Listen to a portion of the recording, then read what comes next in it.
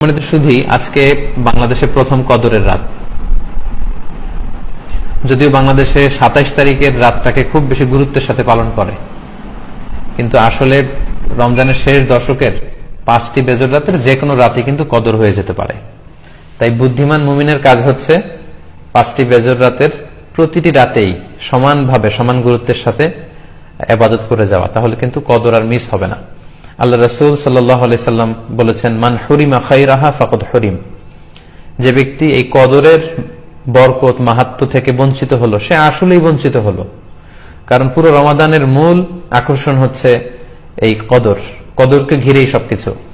So এই কদরের বরকত থেকে যারা বঞ্চিত হলো ফাকাদ হুরিম, তারা আসলেই বঞ্চিত। হি ইজ দ্য লুজার,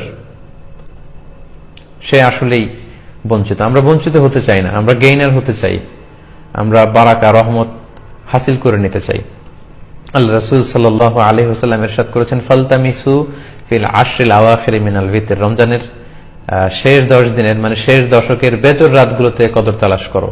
তার মানে বাংলাদেশে আজকে থেকে শুরু হয়ে গিয়েছে। তার মানে 21-এর রাত, 23-এর রাত, 25-এর রাত, 27-এর রাত এবং 29-এর রাত, এই 5টি বেজর রাত, অড নাইটস গুলো, 5টি রাতের যে কোনো একটি রাতেই কিন্তু কদর হয়ে যেতে পারে। এবং কালামুল্লাহ মাজিদে আল্লাহ তাআলা সূরাতুল কদর নামে একটি সূরা নাজিল করেছেন, যেখানে আল্লাহ বলছেন, লাইলাতুল কদরি খায়রুম মিন আলফি শাহর। কদরের রাত 1000 মাসের চেয়ে সেরা। 1000 মাসে হয় 83 বছর 4 মাস।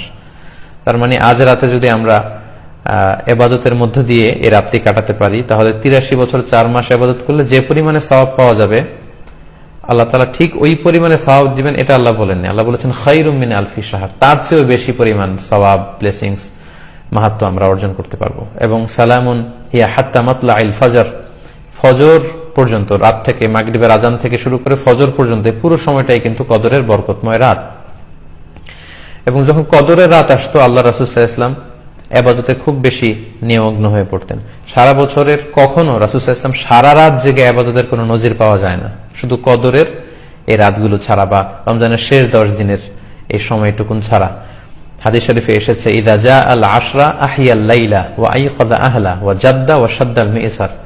রমজানের শেষ দশক যখন আসতো, আল্লাহ রাসূল সাল্লাল্লাহু আলাইহি ওয়াসাল্লাম সারা রাত জেগে ইবাদত করতেন, সারা রাত দাঁড়িয়ে দাঁড়িয়ে তিনি ইবাদত করতেন।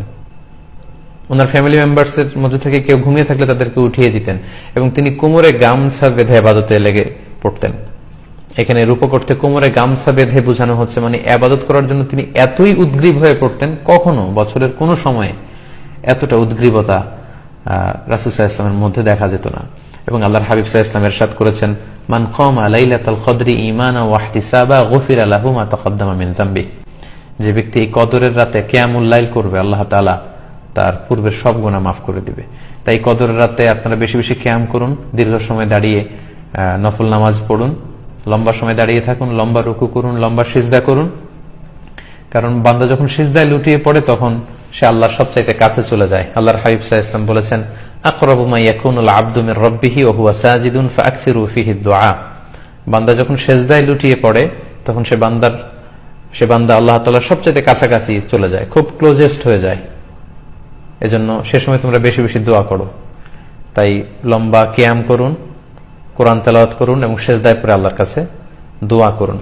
আম্মা জান আয়েশা রাদিয়াল্লাহু তাআলা আনহাকে বিষ্ণু সাল্লাল্লাহু আলাইহি ওয়াসাল্লাম একটা দোয়া শিখিয়েছিলেন এবং বলেছিলেন, আয়েশা, কদরের রাত যদি তুমি পাও, তুমি এই দোয়াটা বেশি বেশি পড়বে। দোয়াটি হচ্ছে, আল্লাহুম্মা ইন্নাকা আফুন তুহিব্বুল আফওয়া ফাআফু আন্নি। এর মানে হচ্ছে, হে আল্লাহ, আপনি ক্ষমাশীল, নিশ্চয়ই আপনি ক্ষমাশীল, আপনি ক্ষমা করাকে আল্লাহ খুব পছন্দ করেন, আল্লাহ এই বরকতের রাতে আপনি আমাকে ক্ষমা করে দেন। তাই এই দোয়াটি যেন আমরা খুব বেশি বেশি করি। আল্লাহ রাসূল সাল্লাল্লাহু আলাইহি ওয়াসাল্লাম রমাদানের এই শেষ দশকে ইতিকাফ করতেন। প্রতি বছর তিনি ইতিকাফ করেছেন রমজানের শেষ 10 দিন, এবং যে বছর তিনি ইন্তেকাল করবেন সে বছর তিনি 20 দিন ইতিকাফ করেছিলেন।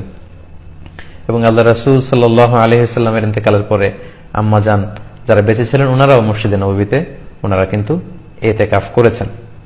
সম্মানিত সুধী, যেহেতু বাংলাদেশে আজকে প্রথম কদরের রাত, এজন্য কদরের বারাকা এবং মাহাত্ম্য নিয়ে আমি সামান্য কিছু রিমাইন্ডার আপনাদের সাথে শেয়ার করলাম।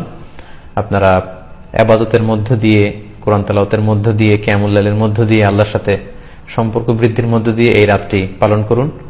গোটা বিশ্বে যেমনি করোনার কারণে গোটা বিশ্ব আজ পর্যদুস্ত, সবাই একটা আতঙ্কের মধ্যে আছে।